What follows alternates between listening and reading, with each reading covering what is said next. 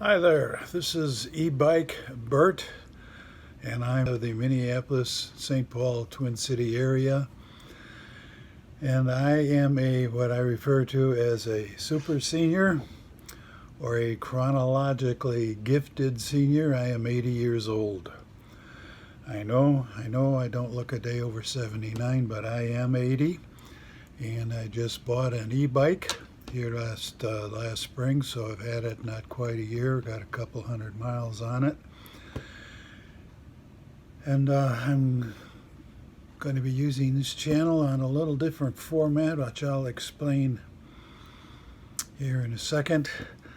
A little bit of my background: I'm not new to bikes. I am relatively new to e-bikes. I've had one for almost a year, but I'm not new to bicycles. I grew up in South Chicago, where as a teenager and pre-college, I lived on a bicycle. Back then it was the Schwinn Panther, and mine was the Columbia, the 26-inch balloon tires, very heavy, very large bikes, but they rode very nice.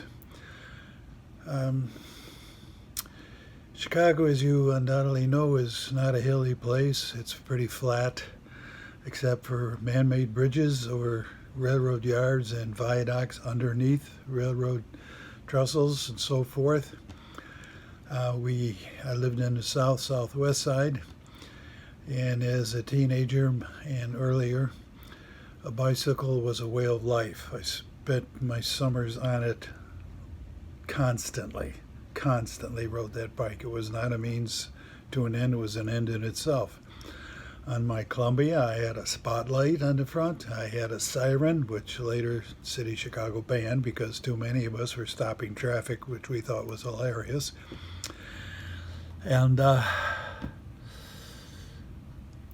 we would go over some viaducts, man-made bridges over railroad yards.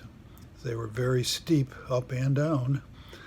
There was one off of Kedzie Avenue that we called the Nabisco Hill because it was over a railroad yard, but that railroad yard served a Nabisco plant. What they made there, cookies or donuts or whatever, I really don't remember, don't know, but we called it the Nabisco Hill because the Nabisco plant was right next to it. And it was very difficult to go up that hill and back down the other. Now, these are the back of the days of single speed coaster brakes. You pushed back on your pedals, reverse your pedal for the brake, and pedal forward. I also had a speedometer on the bike, which I'm sure was not pinpoint accurate, but I'm sure it was within a couple mile an hour either way. And I would go up that Nabisco Hill and get to the top and go down and pedal as fast as I possibly could, remembering this is not a shift bike, it's a single speed. And I would be going so fast down that hill, and it's pretty steep, that there was no more to pedal. There was just no more to pedal. She was flat out. I would glance at the speedometer, and that speedometer needle would be pegged at 50. I mean pegged, flat out pegged, leaning against the peg. So I'm sure I was doing pretty close to 50 mile an hour. And at the bottom of that hill, this hill was a four-way non-divided highway, and I was on the sidewalk on the right side. But at the bottom of the hill was stoplights, and then I started to put my brakes on by pushing back on the coaster brakes, and my chain came off, which means I've got no brakes, I've got nothing. So it was drag your feet like the Three Stooges and hope for the best, and I zipped through that stoplight. Thankfully no one was going through or coming through, and I'm here to tell about it. Otherwise I might not be here to tell about it, but it was rather an adrenaline running experience. If my parents knew that happened, I'm sure they would have grounded the bike forever. But anyway, I still remember the Nabisco Hill. And like I said, my bike had a spotlight on it, a siren on it, and we used to play cops and robbers, and of course I was the cop. And we could stop, like I mentioned, we could stop traffic with that siren, and I did. Shouldn't have, but I did. It was a whole lot of fun. There was the three-speed English bikes at that time, which the shift was in the hub. which I did not like. They were very light and fast, but I did not like them. I did not like to ride them. And I would race my buddy who had one of those English bikes, and even with my big Columbia, I could beat him. I always beat him. And I would ride his English 3-speed. I didn't like it. It was too light. It was not comfortable. But I enjoyed my big, heavy Columbia. It was $80 back then in the 50s, late 50s. It was $80. It was a whole pile of money back then for a bicycle. My parents paid half, and my paper route paid the other half, which I gladly paid. Really wanted the Schwinn Panther, but that was quite a bit more money and couldn't afford it. The Schwinn Panther and my Columbia both had spring action in the front. The first suspension, I guess, which did very little. It was kind of fun, but it did very little. Okay, anyhow, my format for my website, and it's going to be called the eBike Bert. Someone suggested, how about Bikini Bert? But I thought, no, we don't want to put that in people's minds. That's going to be hard to get out of your mind. So it's going to stay as eBike Bert.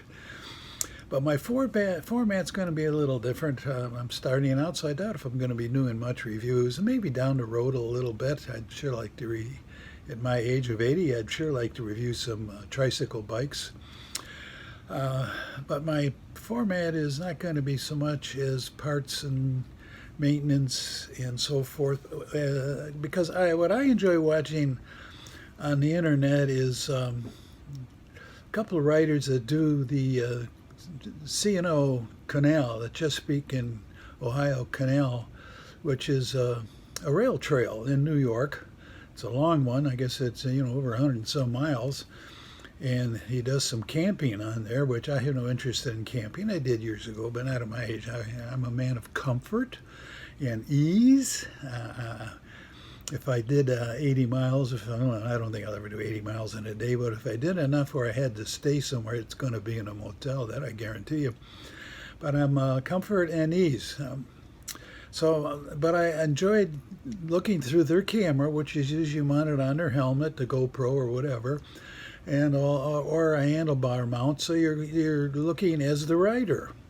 And those trails, the C&O and the the Gap, the Great Appalachian, can't think of it for right now, the Great Appalachian Passage.